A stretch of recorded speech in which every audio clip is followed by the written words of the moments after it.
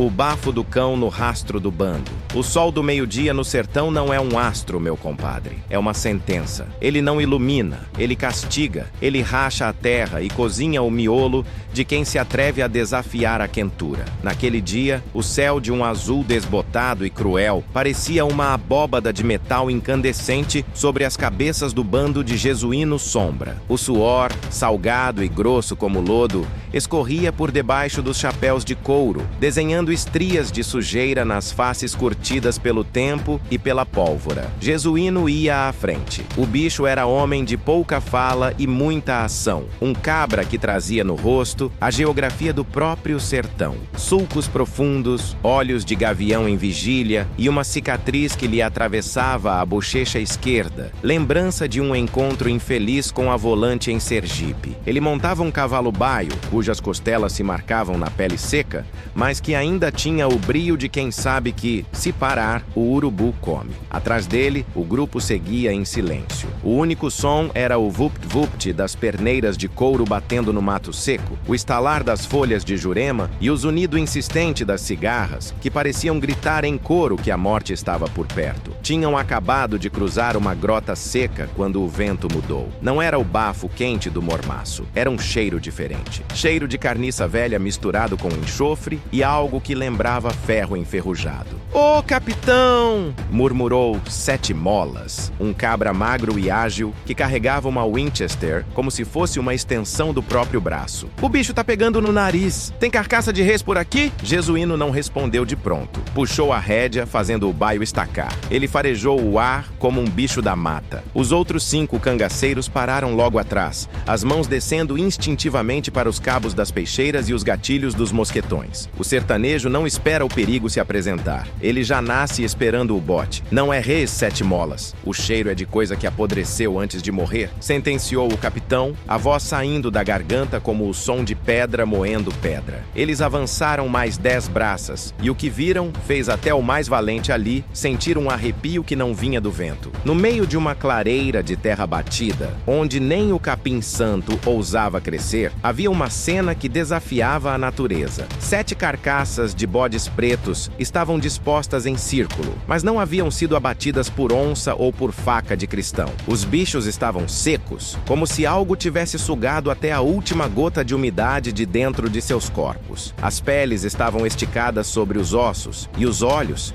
Os olhos tinham sido substituídos por pedras de quartzo branco, que refletiam a luz do sol de um jeito que feria a vista. No centro do círculo de carniça, fincada no chão, estava uma cruz de madeira de lei, amarrada com tiras de couro humano. Dava para ver as digitais, o rastro de quem um dia teve nome. Pendurado na cruz, não havia um santo, mas sim um boneco feito de palha de milho e trapos sujos, vestindo uma réplica minúscula do traje de gala de um cangaceiro. No peito do boneco, um punhal de prata atravessava o lugar onde deveria bater o coração. "Arre égua", praguejou Labareda, o mais novo do bando, um rapaz que mal tinha visto a barba crescer e já tinha sangue nas mãos. "Isso é coisa de mandinga das braba, capitão. É feitiço para atrasar nosso lado." Jesuíno desceu do cavalo. Seus pés, calçados em alpargatas de couro cru, levantaram uma poeira fina. Ele se aproximou do círculo. O calor ali parecia dobrado. O ar vibrava, como se a realidade estivesse derretendo. Ele olhou para o boneco e viu, costurado no chapéu da miniatura, um tufo de cabelo. Cabelo preto, grosso, igual ao dele. "Não é para atrasar o lado, Labareda", disse Jesuíno, a mão tremendo de leve, algo que ninguém ali jamais vira. "É convite. Alguém ou alguma coisa tá chamando a gente pro inferno, e pelo que conheço desse rastro, a porteira já foi aberta." Nesse momento, o sol, que deveria estar no pino, foi subitamente obscurecido. Não por uma nuvem, o céu continuava limpo, mas por uma sombra que pareceu descer do nada, engolindo a clareira. O silêncio das cigarras foi absoluto. O mundo ficou mudo, e de dentro da mata fechada, veio um som que fez o sangue de todos ali virar coalhada. Um riso, mas não era riso de gente. Era um som estridente, agudo, que parecia vir de 1000 gargantas secas gritando ao mesmo tempo. "Peguem as armas!" berrou Jesuíno, sacando a sua Parabellum. Mas não havia o que atirar. As sombras entre os umbuzeiros pareciam se esticar e se retorcer, como se as árvores estivessem ganhando braços e pernas. O cheiro de podridão ficou insuportável, fechando a garganta dos homens. Os cavalos começaram a relinchar de pavor, os olhos brancos de medo, tentando quebrar as rédeas para fugir dali. É o cão! É o cão solto na terra! Gritou um dos cabras, perdendo o juízo. Jesuíno olhou para o horizonte. No final da picada, onde antes só havia mato e poeira, agora surgia o contorno de uma torre de igreja. Uma torre torta, cinzenta, que não deveria estar ali. Ele sabia que não havia cidade naquela direção por léguas e léguas, mas a torre estava lá, chamando-os, como um dedo ossudo apontando para o céu. Não tem volta, meus irmãos, disse Jesuíno, recompondo-se com a autoridade de quem já se considera morto. O rastro tá traçado. Ou a gente encara o que tá naquela vila, ou a caatinga vai comer a carne de vocês antes da noite cair. Vamos em frente. O destino tem pressa e o diabo tá com fome. O bando, movido pelo medo maior do que o respeito, montou novamente. A sombra não recuou. Ela passou a segui-los, rastejando pelas beiradas do caminho, sempre um passo atrás, sempre à espreita. O suor de Jesuíno agora estava frio. Ele sentia, no fundo da sua alma de pecador, que aquele não era um dia comum no sertão. Era o começo do fim. E o fim cheirava a terra fresca de cemitério. O bando cavalgava como quem foge da própria sombra. Mas no sertão, a sombra é a única coisa que nunca larga do calcanhar do vivente. A poeira levantada pelos cascos dos animais formava uma bruma vermelha, uma cortina de terra que parecia querer esconder o mundo que eles conheciam. O sol, aquela bola de fogo impiedosa, agora tinha uma cor de gema de ovo podre, tingindo o céu de um amarelo doentio. Jesuíno Sombra não olhava para trás. Ele sabia que, se olhasse, veria o que nenhum homem deve ver antes da hora do juízo. A torre que avistaram antes foi se aproximando, mas não da forma que uma construção normal faz. Parecia que a vila é que caminhava ao encontro deles, desdobrando-se da névoa de calor como um pesadelo que ganha corpo. Quando finalmente cruzaram o que restava de um portal de madeira carcomida por cupins, o ar mudou. O calor sufocante da caatinga deu lugar a uma friagem súbita,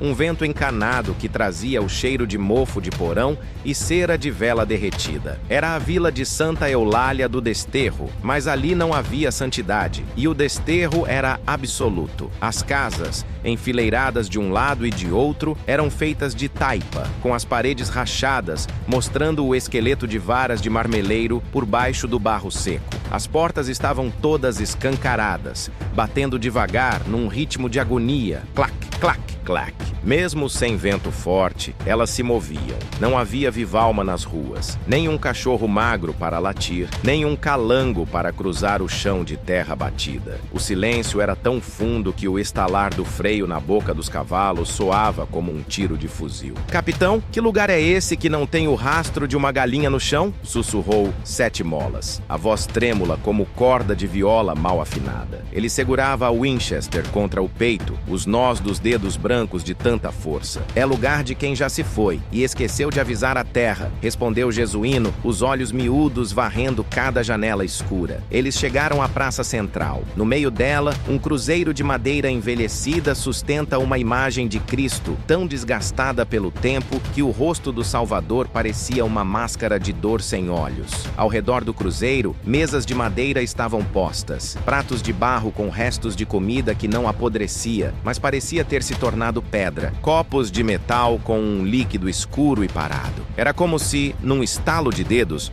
o tempo tivesse congelado no meio de um banquete de defuntos. Olhem ali, apontou Labareda, o braço estendido e o dedo apontando para a janela de uma das casas maiores. Um sobrado que ainda mantinha a pintura de um azul desbotado, cor de olho de morto. Na janela, uma cortina de renda balançou. Por um segundo, todos viram uma face pálida, com a pele colada ao crânio, e olhos que eram apenas dois buracos de escuridão profunda. Não era uma pessoa, era uma lembrança de carne que se recusava a cair. A figura não acenou, não gritou, apenas observou o bando com uma fome silenciosa que gelou o tutano dos ossos dos cangaceiros. Jesuíno sentiu o cavalo baio estremecer sob suas coxas. O animal animal estava coberto de uma espuma branca, o suor do medo. "Vamos descer", ordenou o capitão, embora cada fibra do seu corpo gritasse para dar meia volta. "Os animais não aguentam mais um passo sem água. Se a gente correr agora, morre de sede no raso da Catarina. Se ficarmos, ao menos temos uma parede nas costas." Eles desmontaram, o som das botas no chão ecoando como batidas em um caixão vazio. Labareda se aproximou de um poço que ficava perto da igreja, a estrutura de pedra coberta por um limo negro que parecia pulsar. Ele soltou a corda com o balde. O som da queda demorou uma eternidade. Quando o balde bateu no fundo, não houve o som de água fresca. Foi um som seco, oco. Ao puxar a corda, Labareda soltou um grito abafado e largou tudo. O balde veio cheio não de água, mas de dentes. Milhares de dentes humanos, brancos e limpos, que transbordaram e caíram no chão, espalhando-se como moedas de uma riqueza maldita. "Sangue de Cristo!", exclamou Sete Molas, fazendo o sinal da cruz com rapidez desesperada. "Cristo não mora mais nesse cepe, cabra", disse uma voz vinda das sombras do alpendre da igreja. O bando girou sobre os calcanhares, armas em punho. Das sombras emergiu uma figura curva. Um velho, se é que se podia chamar aquilo de homem. Ele vestia uma batina rota, tão suja que a cor original se perdera entre a terra e o sangue seco. A pele do pescoço pendia como a de um peru, e as mãos, longas e com unhas que pareciam garras de carcará, se entrelaçavam nervosamente. "Oh, quem é você, ancião?", rugiu Jesuíno, o cano da Parabellum apontado para o peito do sujeito. "Fale logo, antes que eu lhe mande conhecer o seu patrão no andar de baixo." O velho deu um sorriso que revelou gengivas pretas. "Eu sou o que sobrou da guarda, Capitão Sombra. Estávamos esperando os senhores. A mesa está posta, mas o convidado de honra ainda não sentou." Ele apontou para o sobrado azul, onde a cortina voltara a se mexer. "A vila de Santa Eulália não é um lugar, é um estômago, e os senhores acabaram de ser engolidos. O sol vai se pôr em breve, e aqui a noite dura 100 anos para quem não sabe rezar em latim invertido." Jesuíno sentiu um peso no peito, como se uma mão invisível estivesse apertando seus pulmões. O cheiro de enxofre que sentiram na clareira agora era um perfume doce, perto do que emanava daquele velho. A atmosfera na vila estava ficando densa, a luz morrendo mais rápido do que o natural, as sombras das casas se alongando como dedos famintos que tentavam tocar os pés dos cangaceiros. "A gente não fica aqui nem mais um minuto", gritou Labareda tentando montar no cavalo. Mas o animal, num acesso de loucura, empinou e disparou para dentro de um beco escuro, desaparecendo na negrume. Um segundo depois, ouviu-se um som de carne sendo rasgada e um relincho que foi cortado ao meio por um estalo de ossos quebrados. Depois, o silêncio voltou, mais pesado e mais terrível. Jesuíno olhou para seus homens. O medo, aquele bicho que rói o homem por dentro, tinha tomado conta de todos. Eles estavam cercados por paredes de barro, silêncio e dentes. "Entrem na igreja", ordenou Jesuíno, a voz agora num tom de comando que não admitia réplica. "É o único lugar de pedra. Vamos nos entrincheirar. Sete Molas, cuide da retaguarda. Labareda, pegue as munições." Enquanto caminhavam para a entrada da igreja, o velho da batina soltou uma risada estridente que subiu pelas paredes da vila e pareceu ser respondida por 1000 outras vozes vindas das casas vazias. "Isso, entrem na casa de Deus." Ele saiu de lá faz tempo, mas deixou a porta aberta para as visitas. Capítulo 3. O pacto de couro e sangue. As portas da igreja de Santa Eulália se fecharam com um estrondo que pareceu o bater de uma tampa de caixão sobre o mundo dos vivos. Lá dentro, o ar era frio e carregado de um cheiro de incenso velho e poeira acumulada de décadas. A única luz vinha das frestas das janelas altas, onde o restinho do sol moribundo lutava para entrar, projetando sombras retorcidas sobre o chão de ladrilhos quebrados. Jesuíno Sombra encostou as costas na madeira pesada da porta, sentindo o coração galopar contra as costelas como um bicho acuado. Ao seu redor, os cabras estavam em estado de choque. Sete Molas limpava o suor da testa com o punho da camisa, enquanto Labareda O rapaz que vira o cavalo ser engolido pela escuridão tremia a ponto de não conseguir segurar o rifle direito. "Capitão, o senhor viu aquilo? O bicho não tinha forma de bicho", gaguejou Labareda, os olhos arregalados, refletindo o pavor de quem viu o véu da realidade se rasgar. "Silêncio, rapaz", rosnou o jesuíno. "O medo é um combustível que o diabo usa para acender a fogueira dele. Se você se entregar, ele te come vivo antes de você puxar o gatilho." Ele caminhou até o altar, onde uma imagem de São Jorge, o santo guerreiro, jazia caída e decapitada. No lugar da cabeça do santo, alguém tinha colocado o crânio de um lobo-guará, com as órbitas vazias voltadas para a nave da igreja. Jesuíno sentiu um asco profundo. Aquilo era profanação das grandes, um desrespeito que fazia o couro do seu corpo arrepiar. Foi então que o velho da batina, que parecia ter entrado na igreja sem fazer um som sequer, surgiu de trás de uma coluna de pedra. Ele segurava uma bacia de bronze, onde um líquido escuro e viscoso balançava. "Os senhores não entendem", disse o velho, a voz agora mais calma, quase piedosa. "Para sair de Santa Eulália não basta coragem, é preciso ter crédito. O que rasteja lá fora não aceita ouro, nem aceita reza. Ele aceita o que corre nas veias e o que está guardado no peito." Jesuíno apontou a peixeira para o pescoço do ancião. "Que conversa de pé de orelha é essa, seu desgraçado? Que crédito é esse?" O velho deu um passo atrás, sem medo da lâmina. "O sertão é um lugar de trocas, capitão."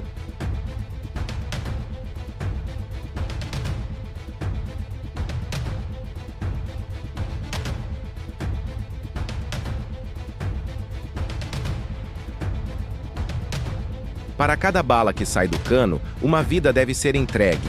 Para cada passo em direção à saída, um pedaço da alma fica para trás. Os senhores estão cercados não por homens, mas por vontades famintas.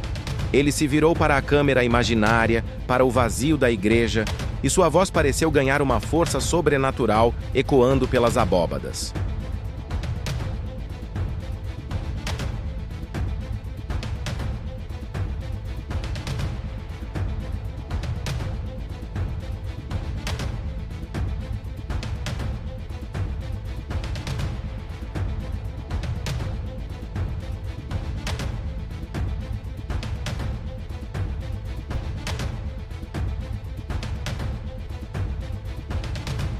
E vocês, que assistem a essa agonia das sombras, vocês que acompanham o rastro de sangue desse bando de condenados, não pensem que estão seguros apenas observando. No sertão do sobrenatural, o silêncio de quem olha é o que dá força ao monstro.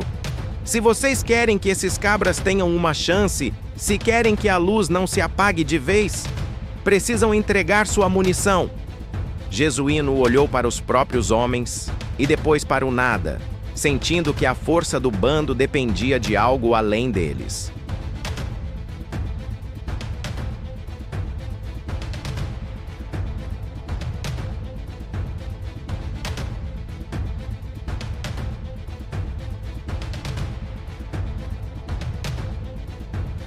"O velho tem razão no seu juízo louco", disse Jesuíno, olhando firme para o horizonte invisível. "Se você quer ver o final desse rastro, se quer que a gente sobreviva ao que vem por aí, meta o dedo nesse like como se fosse o gatilho da sua última bala. Se inscreva nesse canal, que é a nossa única ligação com o mundo dos que ainda respiram. Comentem aí embaixo. O cangaço não se rende. É essa a munição que a gente precisa para enfrentar o que está rangendo os dentes lá fora no escuro."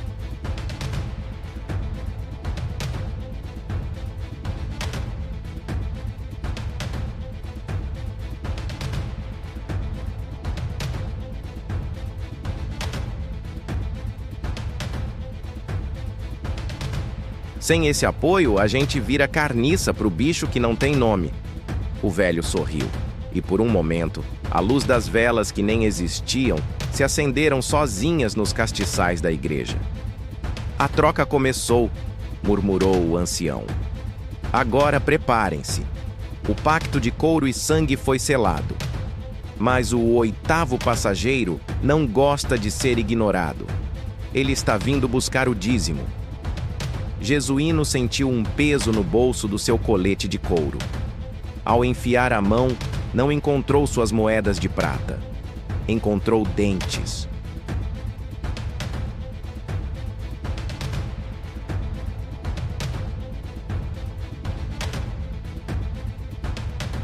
Os mesmos dentes que Labareda vira no balde do poço. A vila estava cobrando o seu preço. 7 molas, Labareda, chamou o capitão, a voz agora num sussurro de comando. Se posicionem nas janelas. O sol se pôs. E no sertão, quando o sol se põe na vila do desterro, a escuridão cria dentes. Lá fora, um grito desumano rasgou a noite, seguido pelo som de unhas arranhando a pedra da igreja. O cerco tinha começado de verdade.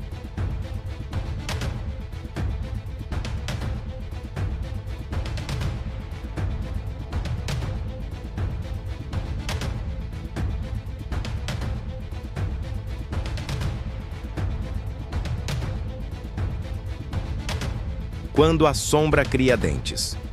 A noite no sertão de Santa Eulália não caiu. Ela desabou. Foi como se um balde de piche tivesse sido virado sobre o mundo, apagando qualquer rastro de esperança que o crepúsculo ainda teimava em manter. Dentro da igreja, o silêncio era interrompido apenas pelo fole cansado dos pulmões dos homens e pelo estalar da madeira velha. O frio agora era de renguear boi, uma friagem que atravessava o couro do gibão e se instalava direto no osso, fazendo a carne tremer.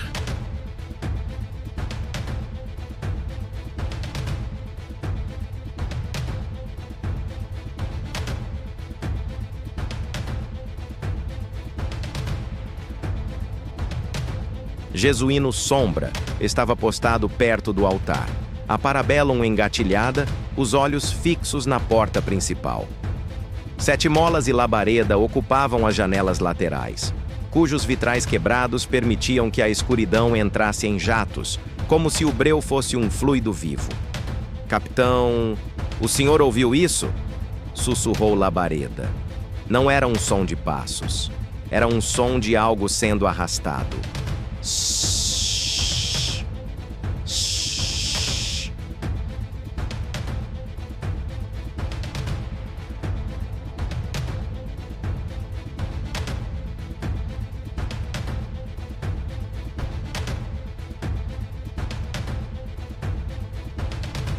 Como se uma serpente de proporções descomunais estivesse circulando as paredes externas da igreja, tateando as pedras em busca de uma fenda, de uma fraqueza. Não tira o olho do mato, rapaz, respondeu Jesuíno, sem desviar o foco. O bicho quer que você perca a calma. O medo faz a gente errar o alvo. De repente, um barulho veio do teto. Um baque surdo, seguido pelo som de garras arranhando as telhas de barro. Crec, crec, crec. Telha por telha. Algo estava sendo removido lá em cima.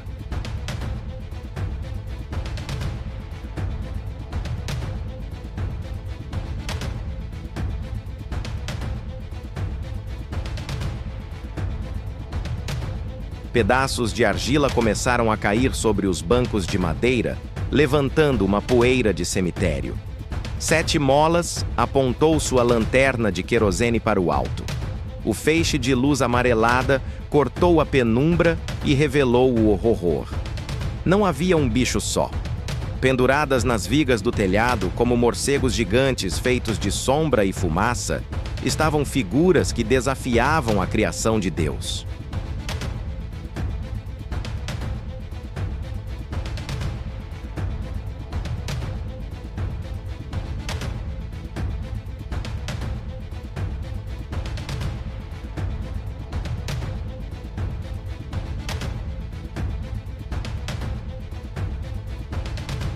Eram formas humanas, mas esticadas, com braços que chegavam aos pés e rostos que pareciam ter sido derretidos por um fogo invisível.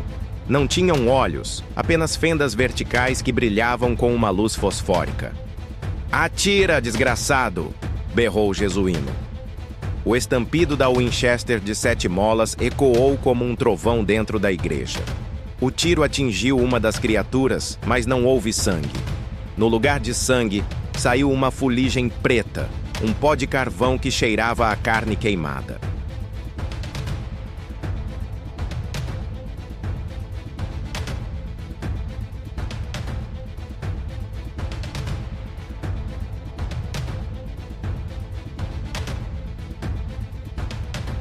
A criatura soltou um guincho que furou os ouvidos dos homens e caiu do teto, sumindo nas sombras das naves laterais antes de atingir o chão. "Eles estão dentro! Eles entraram pelas frestas!" gritou Labareda, começando a disparar a esmo para o fundo da igreja. "Poupa o chumbo, Labareda. Mira na cabeça ou no que sobrar dela", ordenou o capitão. A luta se tornou um caos de flashes de luz e fumaça de pólvora. As sombras pareciam brotar do próprio chão.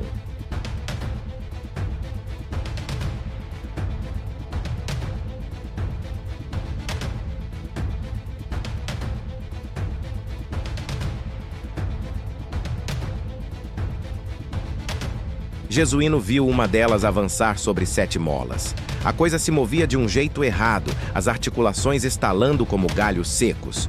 Ela não corria, ela se projetava, como se o espaço entre ela e a presa não existisse. 7 molas não teve tempo de recarregar. A criatura saltou sobre ele, cravando garras longas e curvas nos seus ombros. O cangaceiro soltou um urro de dor, mas o que se seguiu foi pior. A sombra não mordeu a carne dele com dentes normais.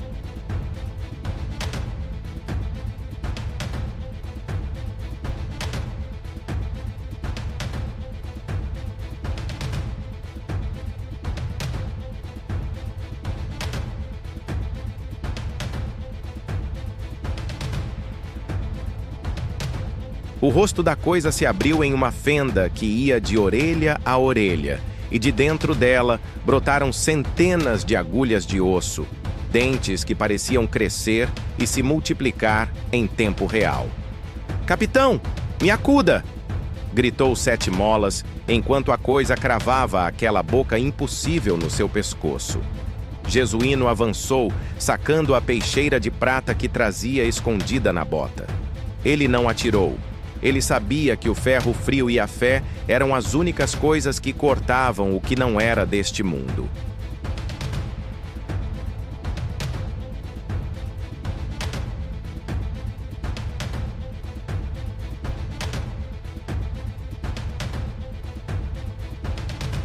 Com um golpe de cima para baixo, ele enterrou a lâmina no que deveria ser o ombro da criatura. Um som de metal batendo em pedra ressoou. A criatura soltou 7 molas e virou-se para Jesuíno. Por um breve segundo, o capitão olhou no fundo daquelas fendas brilhantes e viu o vazio absoluto. Viu o fim de todos os caminhos. Viu a própria vila de Santa Eulália sendo devorada pelo tempo. A criatura recuou para a escuridão, rindo com aquela voz de 1000 gargantas secas. Jesuíno amparou 7 molas.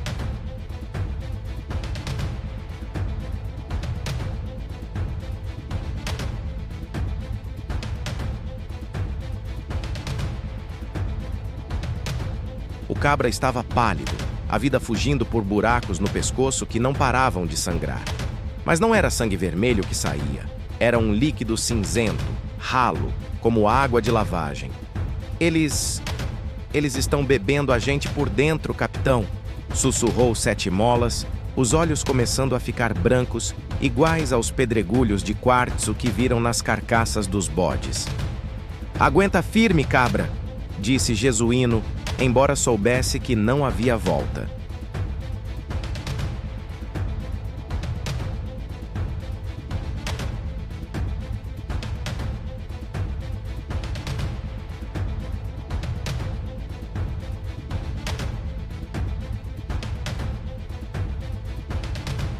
Labareda continuava disparando contra as sombras que rodeavam o altar, mas a cada tiro parecia que mais delas surgiam das paredes. O velho da batina, que tinha sumido durante o tiroteio, reapareceu no púlpito, rindo alto enquanto observava a carnificina. "Eu avisei, Capitão Sombra!" gritou o velho acima do barulho dos tiros. "A sombra não tem fome de carne, ela tem fome de tempo. Ela cria dentes para mastigar os segundos que vocês ainda têm de vida." Jesuíno olhou para o próprio braço.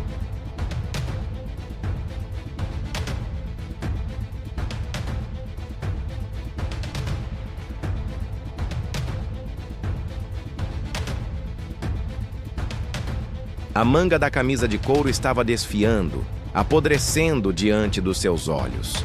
Sua pele, antes firme, agora parecia papel de seda enrugado. A vila não estava apenas matando eles. Ela estava acelerando a sua existência, transformando homens jovens em poeira em questão de minutos. Se a gente ficar aqui, vira farelo, disse Jesuíno, levantando-se e recarregando sua arma. Labareda, pegue o que sobrou da munição. 7 molas. 7 molas já foi. Ele olhou para o companheiro.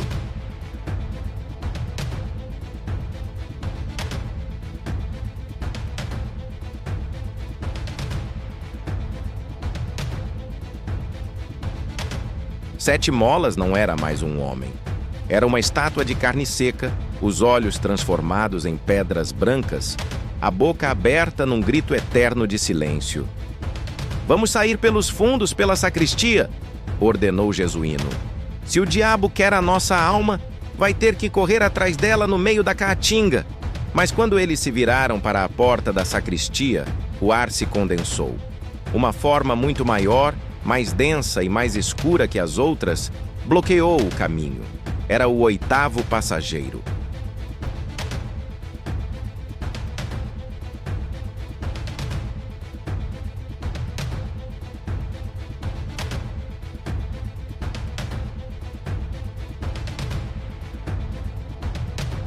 A entidade que comandava aquele banquete de horrores. Ele não tinha forma fixa. Era uma massa de trevas que parecia pulsar como um coração doente. E dela saíam centenas de braços humanos, todos tentando agarrar o que restava do bando. Capítulo 5. O cerco do invisível. A porta da sacristia não era mais uma saída, era a goela de uma besta. Jesuíno e Labareda recuaram, os calcanhares batendo nos degraus do altar, enquanto aquela massa de trevas, o 8º passageiro, preenchia o espaço.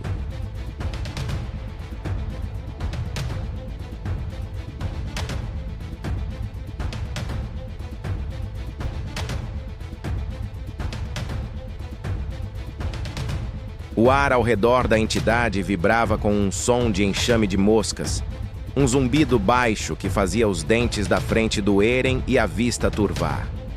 Capitão, minhas mãos! Eu não sinto minhas mãos! Gritou Labareda, deixando o rifle cair. O rapaz olhava aterrorizado para os próprios dedos.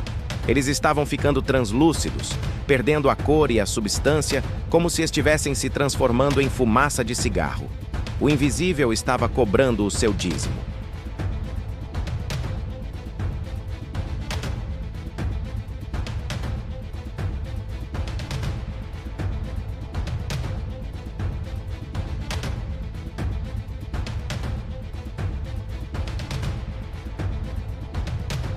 Naquela igreja maldita, o que você não via era muito mais perigoso do que o que se mostrava. Não olha para ele, Labareda! Foca no ferro! Berrou o Jesuíno, embora ele mesmo sentisse o peso de 1000 anos sobre os ombros. O capitão percebeu que a entidade não os atacava com garras físicas. Ela atacava com a ausência. Onde a sombra tocava, a realidade deixava de existir. O banco de jacarandá atrás deles simplesmente desapareceu, deixando apenas um rastro de pó cinzento no chão.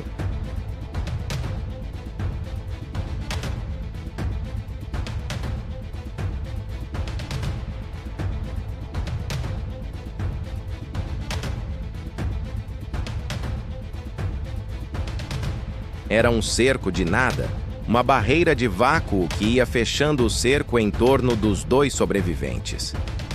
O senhor não entende, Capitão Sombra. A voz do velho da batina agora vinha de todos os cantos e de lugar nenhum. O sertão é vasto porque é feito de esquecimento. Cada vilarejo que some, cada bando que é degolado sem deixar rastro, alimenta essa fome. Vocês não são os primeiros e não serão os últimos. Estão apenas voltando para o pó de onde nunca deveriam ter saído.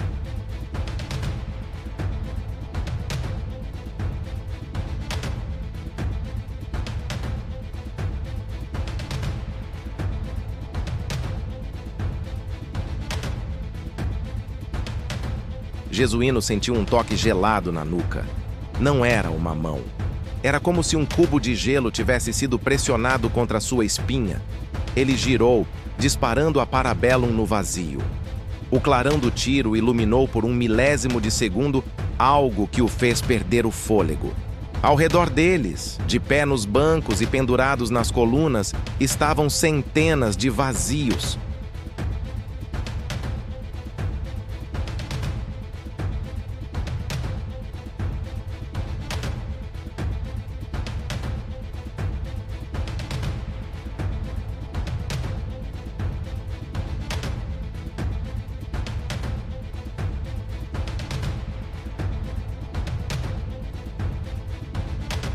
Eram contornos de pessoas, homens de chapéu de couro, mulheres de vestido de chita, crianças, todos feitos de uma transparência trêmula, como o calor que sobe do asfalto.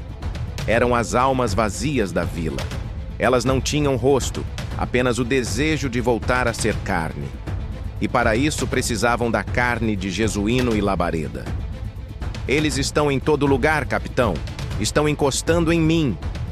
Labareda começou a se debater, golpeando o ar como um louco. O rapaz foi subitamente erguido do chão.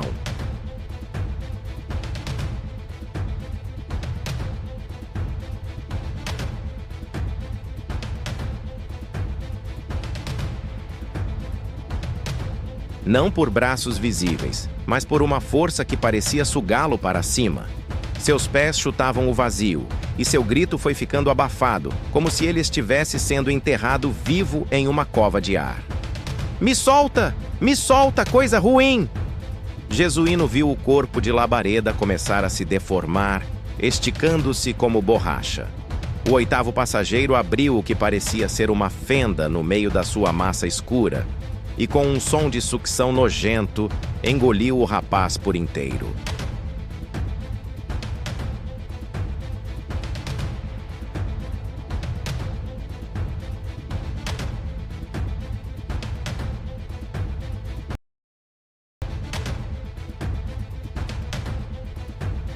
O grito de Labareda não cessou.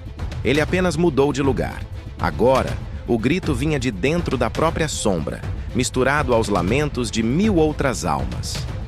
Jesuíno Sombra estava sozinho. O nome que carregava por ironia agora era sua única companhia. Ele olhou para a Parabellum. Tinha apenas 2 balas.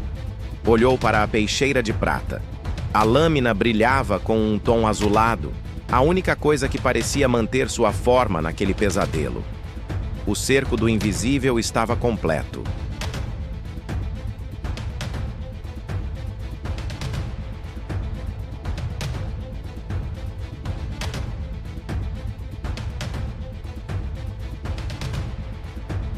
As figuras translúcidas começaram a caminhar em sua direção, estendendo mãos que eram apenas fumaça fria. Então é assim? Desafiou o Jesuíno, cuspindo no chão um catarro misturado com sangue e poeira. Querem o capitão? Pois venham buscar. Mas fiquem sabendo que eu sou mais duro que cerne de aroeira e mais amargo que raiz de imburana. Se eu descer pro inferno, eu vou montado no lombo do diabo e usando o rabo dele de chicote. Ele não correu para a porta.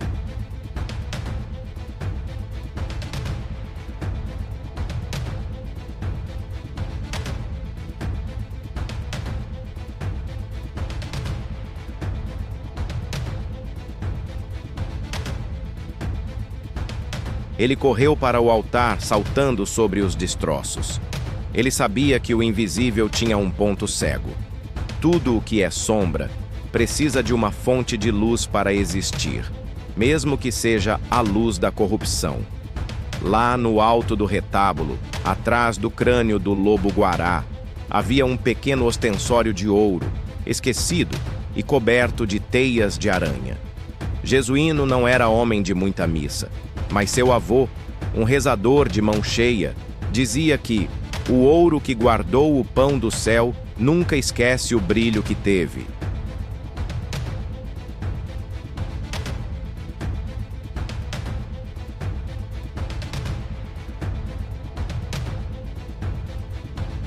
Com um esforço sobre-humano, sentindo suas pernas pesarem como chumbo derretido, Jesuíno escalou a madeira podre.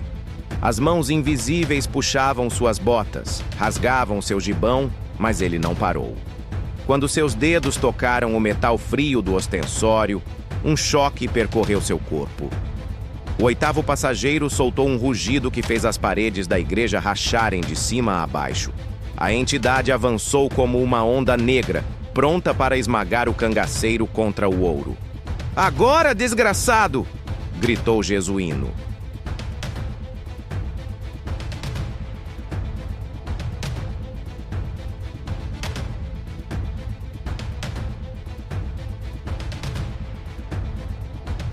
Ele não rezou.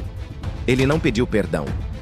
Ele simplesmente usou a última gota de sua vontade para golpear o ostensório contra a pedra do altar, partindo o ouro e liberando o que quer que estivesse guardado ali por séculos de silêncio.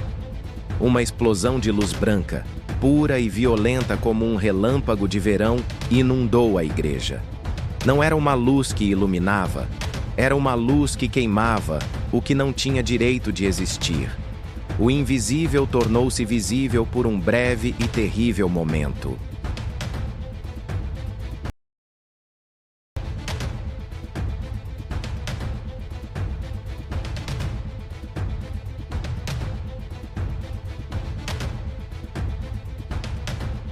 Milhares de rostos agonizantes apareceram na escuridão antes de serem desintegrados pelo clarão.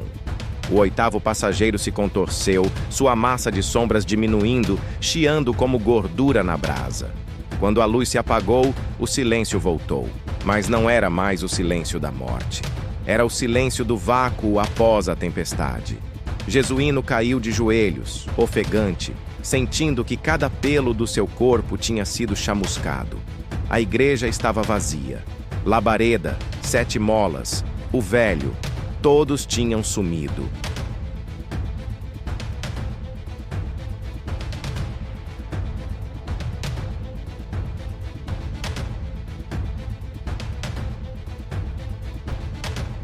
Mas a batalha não tinha acabado.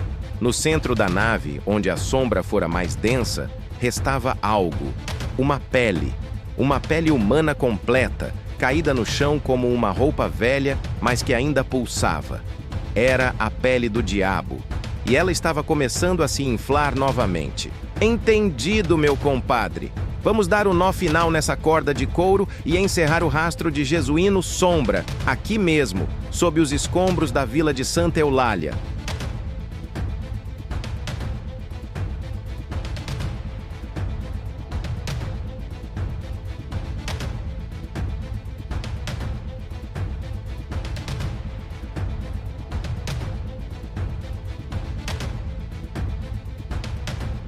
A criatura agora estava encolhida. Sua forma antes imponente parecia um trapo sujo jogado num canto, fumegando onde o sangue vivo de Jesuíno a tocara. O capitão, ofegante, sentia o braço latejar, mas o ódio era maior que a dor. "Você venceu o round, capitão!" sibilou a voz da entidade, sumindo como o vento num desfiladeiro. "Mas olhe ao redor. A vila não permite testemunhas. O sol está vindo, e ele não traz vida para os condenados."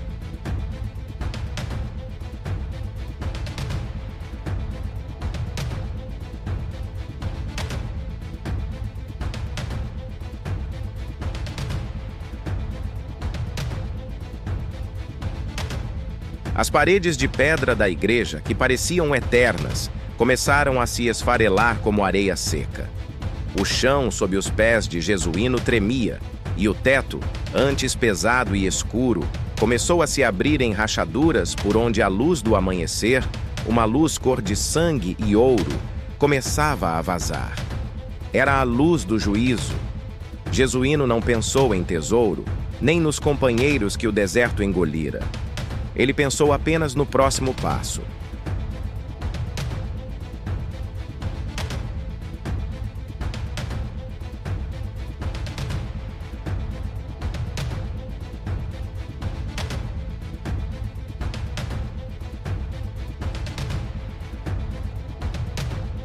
Com um último esforço, ele se lançou em direção à grande porta de madeira, enquanto o altar e a pele do diabo eram soterrados por toneladas de poeira e esquecimento.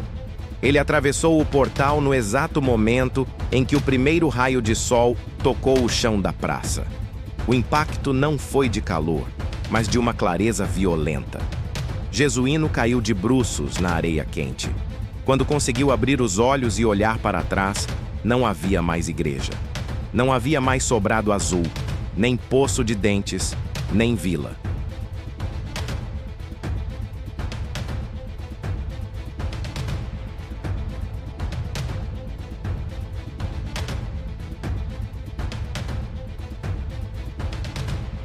Havia apenas a caatinga, o mato cinzento, os mandacaros imóveis e o silêncio absoluto do deserto. Santa Eulália do Desterro tinha voltado para o lugar de onde nunca deveria ter saído, o vazio da lenda. O capitão levantou-se a duras penas. Seu gibão estava em frangalhos e ele estava envelhecido, com os cabelos brancos que não tinha no dia anterior. Ele olhou para a própria mão. A cicatriz do corte que fizera para derrotar o mal ainda estava lá, mas não sangrava mais.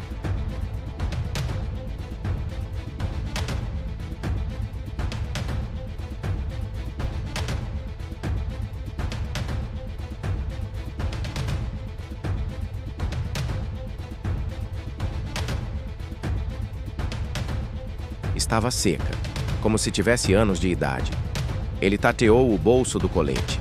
Seus dedos tocaram algo duro. Ele puxou e viu um único dente humano, branco e frio. O último dízimo. Jesuíno Sombra deu as costas para o lugar onde a vila existira e começou a caminhar. Ele não era mais o líder de um bando. Era o fantasma de uma época que o tempo estava tentando apagar. Mas enquanto houvesse alguém para contar sua história, a sombra ainda teria dentes.